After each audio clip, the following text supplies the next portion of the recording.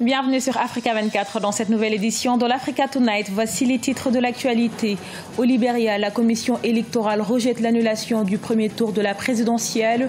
Les candidats déboutés qui contestent l'impartialité de l'ANEC annoncent qu'ils vont saisir la Cour suprême. Le discours attendu sur la politique africaine du président français Emmanuel Macron suscite déjà la polémique.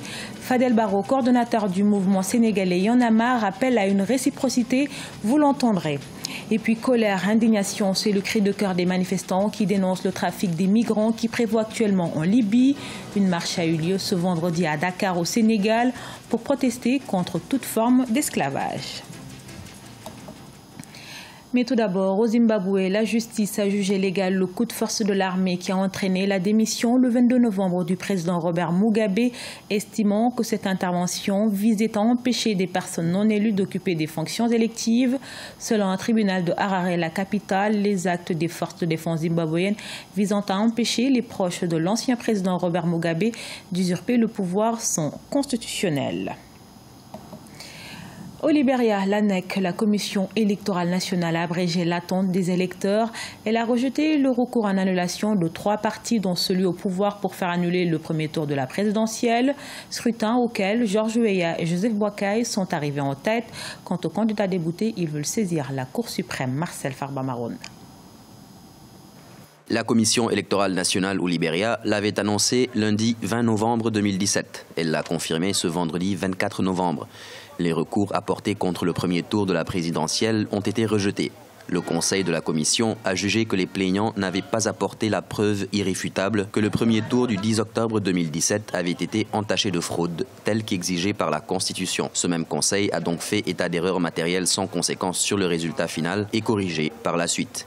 Il faut franchement pérenniser la démocratie qui se trouve aujourd'hui au Libéria. Il faudrait coûte que coûte qu'on accepte d'organiser aujourd'hui une nouvelle, le second tour de cette élection, parce qu'il ne faudrait pas que ça soit comme le cas guinéen. On l'a vu en 2010, entre le premier tour et le deuxième tour, il y a eu 4 mois. Prévu le 7 novembre dernier, le second tour de la présidentielle libérienne a été reporté par la Cour suprême qui n'a, jusqu'ici, pas indiqué de nouvelle date. Les candidats Charles Brumskin, arrivé 3e, et Joseph Boakai, qui a terminé 2e, sont à l'origine de ces recours et comptent saisir la Cour suprême, contestant l'impartialité de la Commission. Ainsi, pour l'heure, le sénateur Georges Weah et donc Joseph Boakai restent en tête. Aucune date pour le moment, aucune nouvelle date n'a été fixée pour le scrutin qui devait opposer Georges Weah et le vice-président Joseph Boakai. C'est un deuxième tour de la présidentielle qui est tendu, oui. Mais il faudrait que cette élection se tienne à coup sûr maintenant parce que le pays ne peut pas rester comme ça dans la transition. La situation post-électorale au Libéria fait peser des incertitudes sur la première transition démocratique depuis 3 générations. De leur côté, les observateurs internationaux ont jugé le déroulement du premier tour largement crédible, malgré des problèmes d'organisation et de longs retards relevés dans de nombreux bureaux de vote. Le président français Emmanuel Macron est attendu en Afrique la semaine prochaine. Une première tournée africaine qui le mènera d'abord au Burkina Faso, où il prononcera son discours de politique africaine devant 800 étudiants de l'université de Ouagadougou, la capitale, puis Abidjan, la capitale économique de la Côte d'Ivoire, pour le sommet Union européenne-Union africaine, et en dernière étape le Ghana, qui célèbre cette année le 60e anniversaire de son indépendance. On écoute à ce propos Fadel Barro, coordonnateur du mouvement sénégalais Y en a marre, qui met en garde contre tout discours infantilisant. On va encore nous tympaniser sur la venue de Macron en Afrique et qu'il va encore prononcer son discours sur l'Afrique. Mais quelle prétention, quoi. Mais quelle aberration finalement. Est-ce qu'on peut imaginer l'inverse? Et si un président africain, une fois élu, allait en Europe, en France, quelque part en Europe, présenter son discours sur l'Europe? Et nous, on va être là et des gens vont attendre qu'il nous donne l'orientation à prendre. Il paraît même qu'il va faire un discours historique à l'endroit de la jeunesse africaine. Eh bien, la jeunesse africaine n'attend absolument rien de son discours. C'est à la jeunesse d'orienter son action. C'est à la jeunesse de continuer à articuler le destin qu'il s'est déjà choisi, au-delà des difficultés que nous avons, au-delà.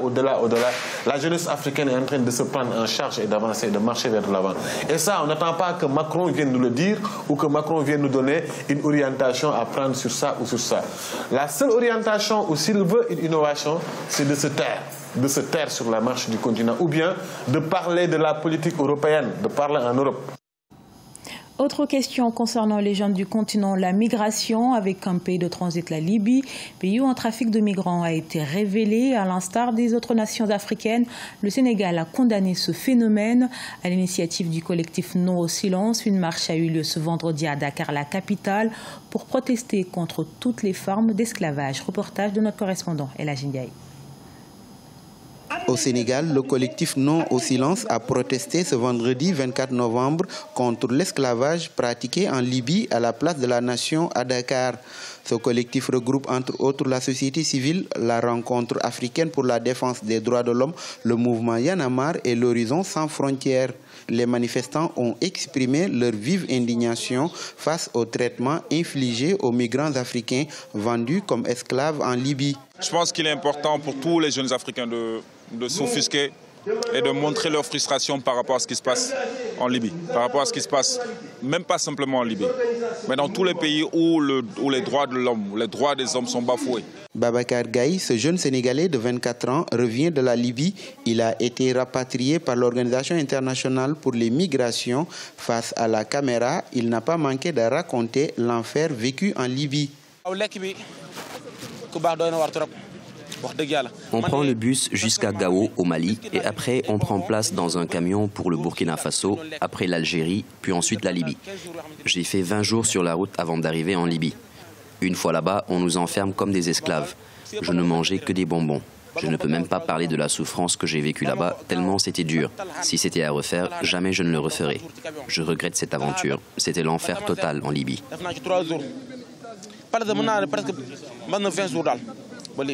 Selon l'Organisation des droits de l'homme et les politiques présents à cette manifestation, l'inertie des États et des organisations internationales et régionales a entraîné cette situation de traite des personnes à laquelle on assiste aujourd'hui.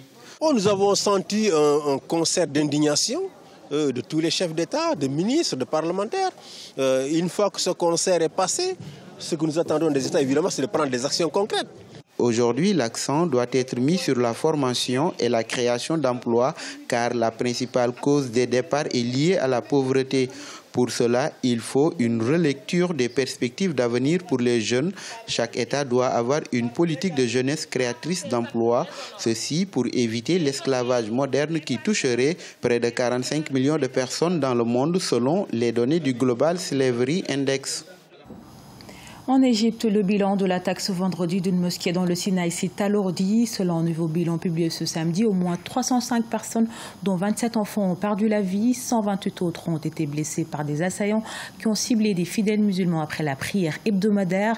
L'attaque contre la mosquée de Bir al-Abed est la plus meurtrière de l'histoire récente du pays.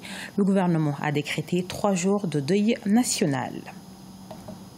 Il s'est donné pour mission de redynamiser les bandes dessinées sur le continent. Barli Barouti, artiste congolais avec une quarantaine d'albums à son actif, ce BDiste est souvent sollicité pour l'encadrement des jeunes dessinateurs africains. Il milite par ailleurs pour une bonne politique susceptible de stimuler la culture du livre en République démocratique du Congo. Son portrait dans ce reportage de notre correspondant Jacques Mboka.